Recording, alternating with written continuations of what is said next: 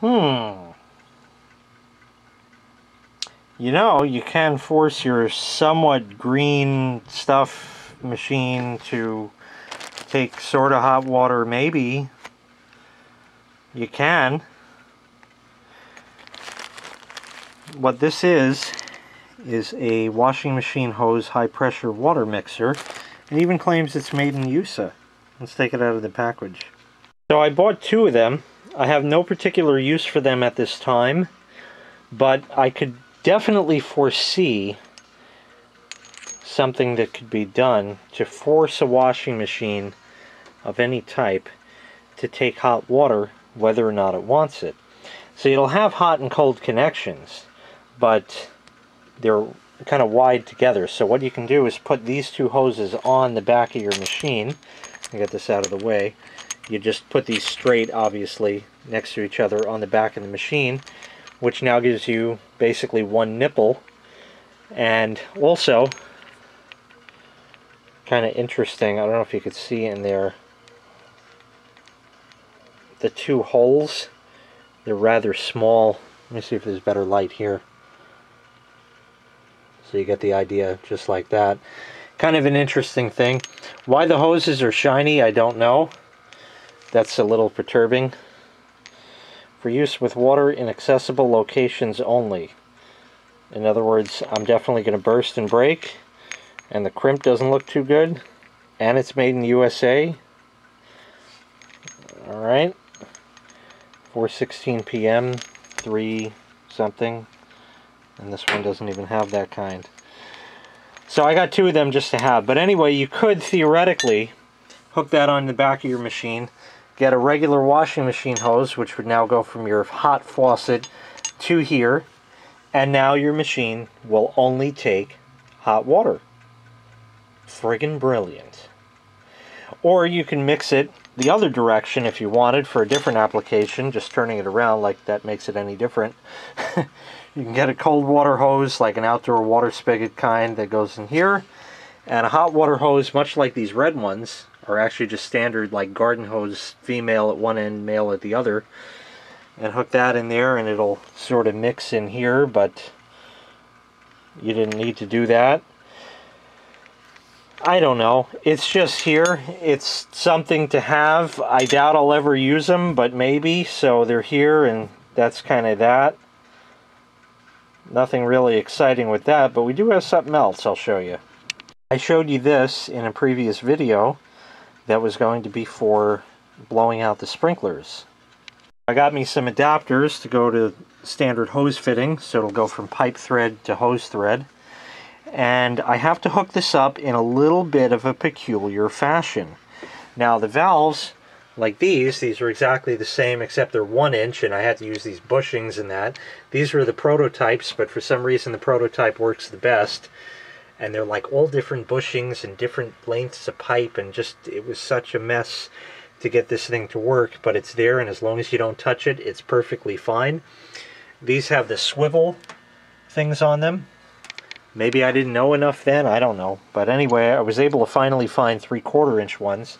Not at Home Depot, but at Lowe's. Although I bought these at Home Depot because I happen to have a gift card that somebody had given me, so I might as well not pay for stuff rather than pay for stuff. So I had to pay for the valve, but I got the fittings for free, so to speak, because I had a gift card. Like I explained in the other video, they do give you 3/4 inch pipe slip fittings that will screw in if you can line them up and hold the camera at the same time. There you go. So you could put PVC in there, but these will be held on to for another project that I'll probably never do, but just have them on hand. Now what I was going to do is hook this up to the faucet outside. So normally these valves, if you notice, you have the female at one end where it would go in and through the valve out to a male, which then goes on to the Ys that are there to split off the hot for each machine and the dishwasher. The other one is the drain for it, and for the cold to split off for each machine.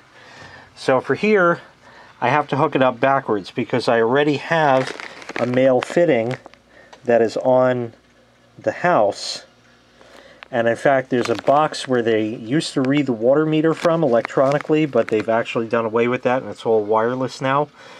But I don't want to remove that from the house, just because it'll leave holes there, and otherwise the box can stay. It's fine, just as a vestigial organ. So I just went out with a big wrench, and I turned the faucet around, so instead of it pointing this way, because it was just screwed in, it now was turned 90 degrees, or 180 degrees, excuse me, and now points that way. The box was over here, and the solenoid was too tall that it would interfere. So now, this way, it'll be fine. Now all we have to do is hook this up. But like I said, we're going to be sending air through this. You have to obey the arrows for the airflow. So air is going to be shot in here, through that, and then into that valve I just turned around, which is actually now this way, but it doesn't make a difference. You'll see it in the spring or something when I test it out. You'll find out eventually. Anyways, so with this all said, just like that, I actually have to hook it up in the opposite direction. It looks just like the other one, but not quite. If you notice, it's in the same direction. I'll turn it actually the same way here. We'll go this way. So you see how the solenoid is on the same side, just like that? It's exactly the same. But look, it's female on that end and male on that end. The reason for that is my handy dandy tool has a female connection, which will go on there, out to the air fitting, which will go there. Hopefully I won't blow the valve up with the higher pressure, and then the red-handled valve will be open, and this here will screw right onto that. Again, I've turned the valve around so it'll actually be this way outside, and this will clear the house without that box in the way, and that's exactly why I turned the valve 180 degrees, because the box was over on this side and there's nothing over here. You'll see it all outside when it'll make sense. But let me get these Tefloned and tightened up. Okay, now you can see the arrow right by my thumb there. The air will chooch in that way, get stopped by the valve because it's going in the right direction, and then this again would hook up to the outside faucet there, actuated with 24 volts. Let's go try this out. Okay, here's the valve.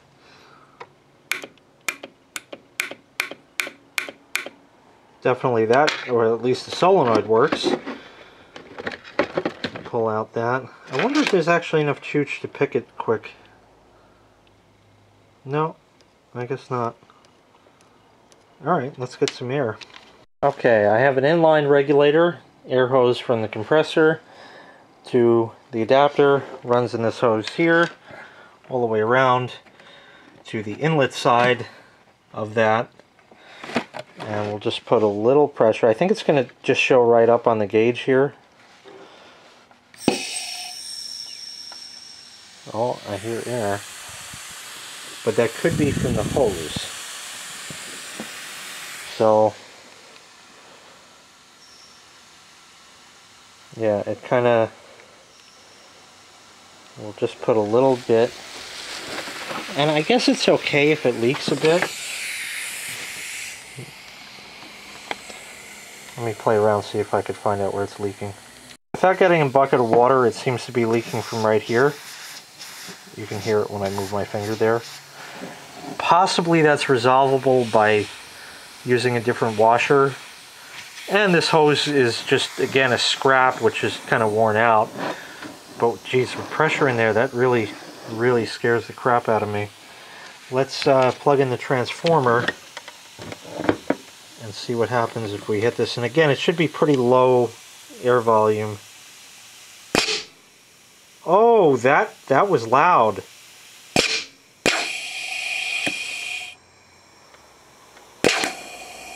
Jesus Christ. I guess the pressure behind it, and it certainly is working. Jesus Christ, that's loud.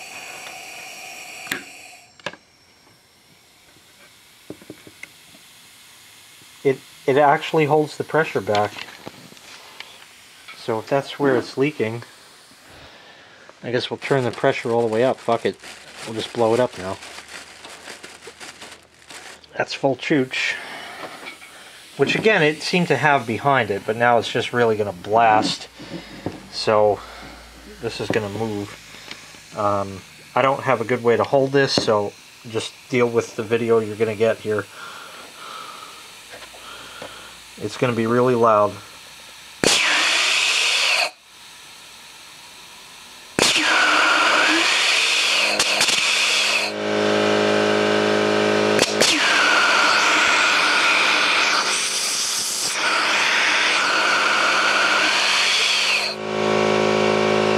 It does seal off. Again, the weak spot is right here.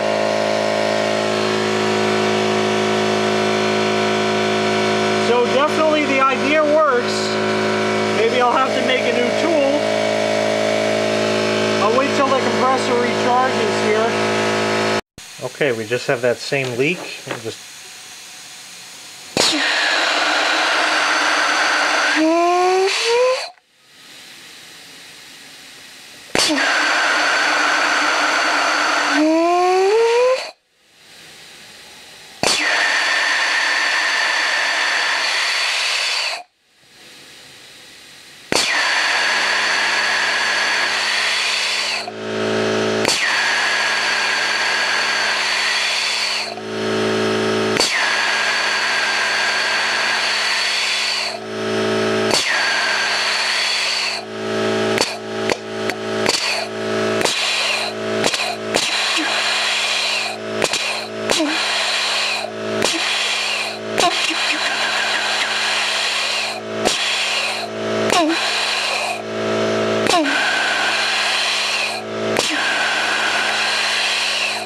So that's it.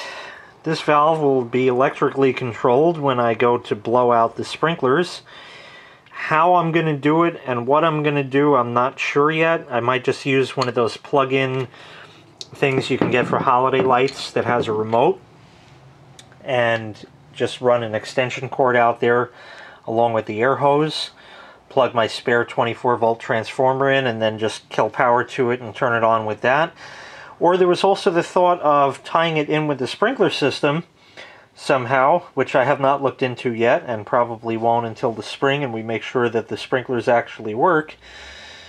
And then possibly I could do it that way, provided there are spare wires out there already, and that would be nice. Ultimately, I'd like to leave this out there year-round, just on the faucet, but then I can't really use it for what well, actually, I think I could. Let's see. Because these valves also operate in the reverse direction. It actually would work, believe it or not, as a standard faucet. If I put that on and apply water through here, you see how it's going against the direction of the arrow. It actually, the way these valves work, oddly enough, is it will allow water to flow through the valve and out without any problem until you give it power. Once you give it power, it will then stop the water flow. So I think it would actually still work as a standard faucet. I don't know. We'll have to try it out in the spring or something like that. So that's this valve, just for that. Notice I left the insulation on the wires just like that, so in case I blew this valve up with the high pressure air, it would just go back to the store. Oopsie, I don't know, I didn't need it after all. Sorry, you know, but I'm going to keep it after all, so it doesn't matter. And that is pretty much the deal. I could also, when it gets warm out, again, test this for water tightness just with the garden hose. What I'd have is a male, obviously, and then I'd need a coupler. A standard washing machine fill hose is female to female, which would connect right up, and then I could make sure that that doesn't leak.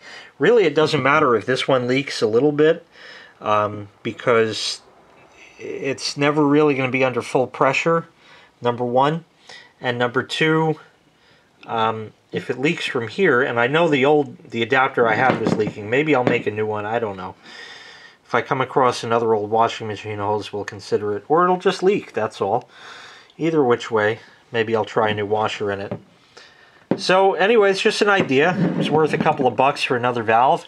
If nothing else and I don't end up using it, or it sucks and it's just the same as opening and closing the valve manually, then I could just swap end for end and have this work in a conventional manner and have a spare washing machine valve just in case one goes out.